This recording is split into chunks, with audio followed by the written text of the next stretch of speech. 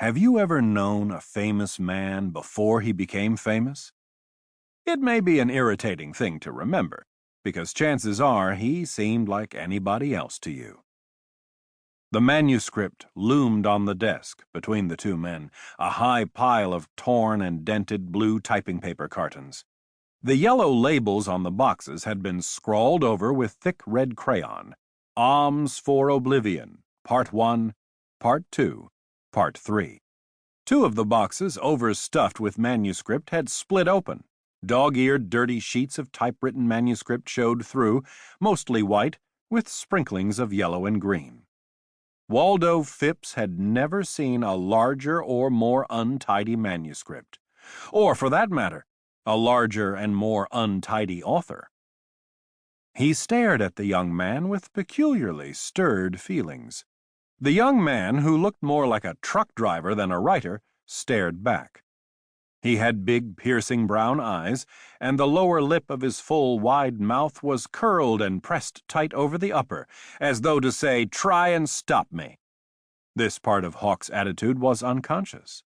He presented the usual agitated surface of the new author, bashfulness and fear struggling with pride, hope, and greed for praise, all this covered by stammering modesty and awkward shifts in the hard yellow chair.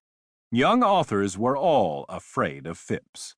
Under the businesslike smiles of the editor lay the fishy chill of a man who had read too many novels and criticized too many.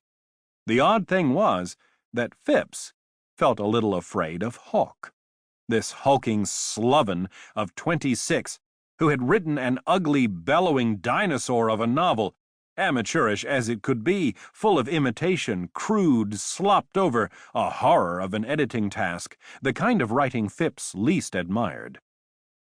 "Cigarette?" Phipps leaned toward Hawke, offering him the pack.